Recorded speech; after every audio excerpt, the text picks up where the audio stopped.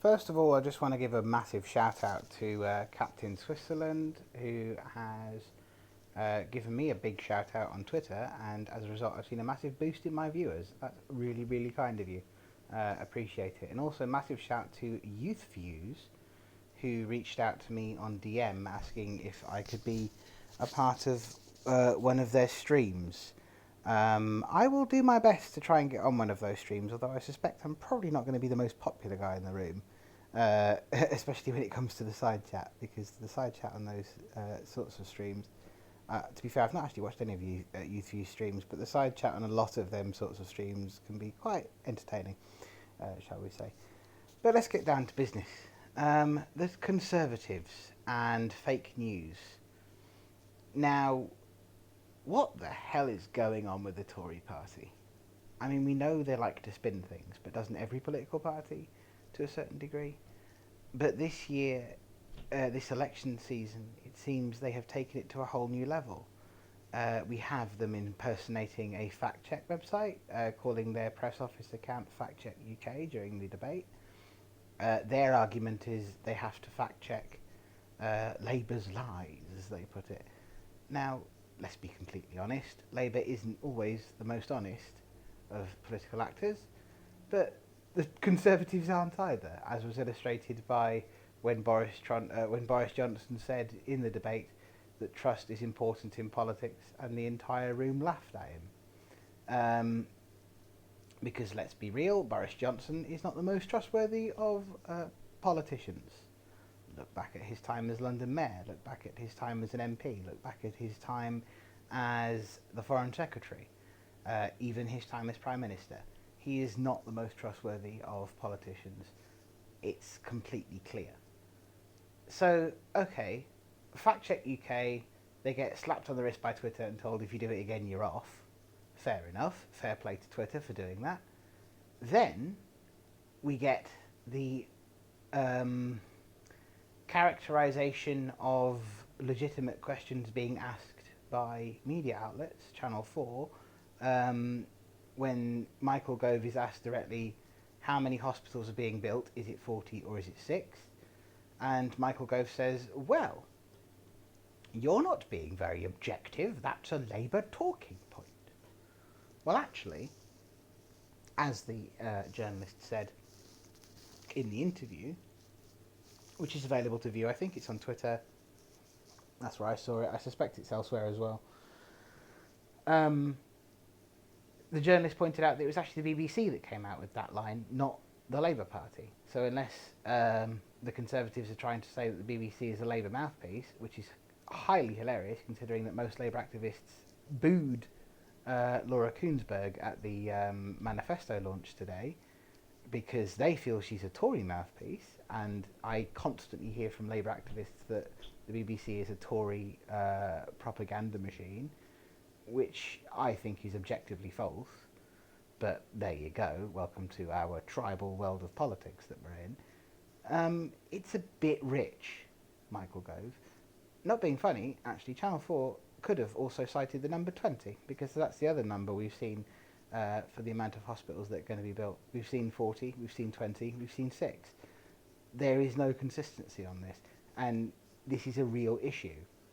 What constitutes a new hospital? What constitutes a hospital upgrade? What constitutes significant investment in the NHS? This is a debate we need to have. Unfortunately, neither side is interested in having that debate. Both sides are interested in slagging the other off for the other's NHS policy proposal. But again, what do we expect in tribal politics? Then we get the fake Labour manifesto website that the Conservatives set up today. They already had cost for Corbyn, or cost of Corbyn, which, okay, fair enough, it's a legitimate campaigning method to set up a propaganda website and try and debunk the myths of a rival political party. I disagree with them, but it's legitimate. Cost of Corbyn I had no issue with as a sort of political tool. The Labour manifesto website was really, really nasty, and it has a lot of very easily debunkable maths on it that just doesn't make sense. So yeah, that was a bad move. And then we find out that Google didn't quite tag it correctly as a Conservative ad when you search for the Labour manifesto, because that was the first result that comes up. The Conservatives paid for it as an ad, and Google didn't tag it properly. To be fair to Google, they've owned up to it. They've said, yeah, it was a mistake on our part, we fixed it now.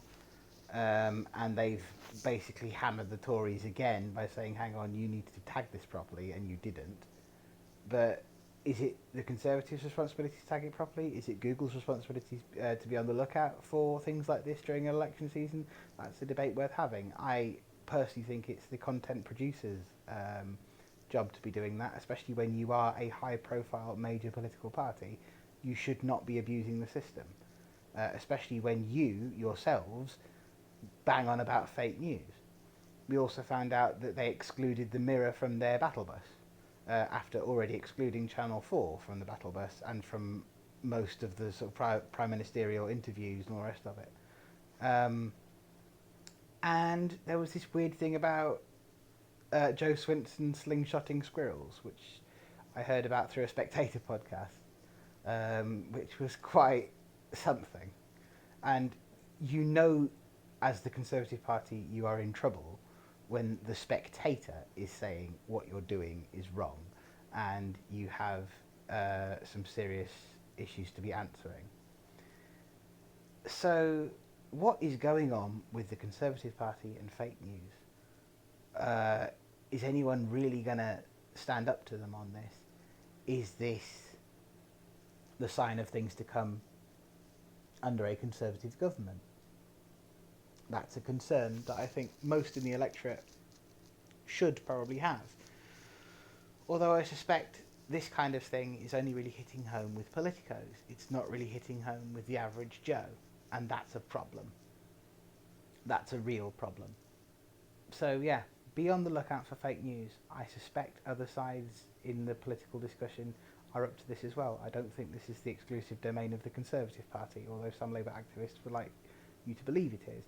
I've heard many sort of sensible-minded Tory activists who have been complaining that Labour are spinning numbers and are being unfair and are pretending to fact-check things.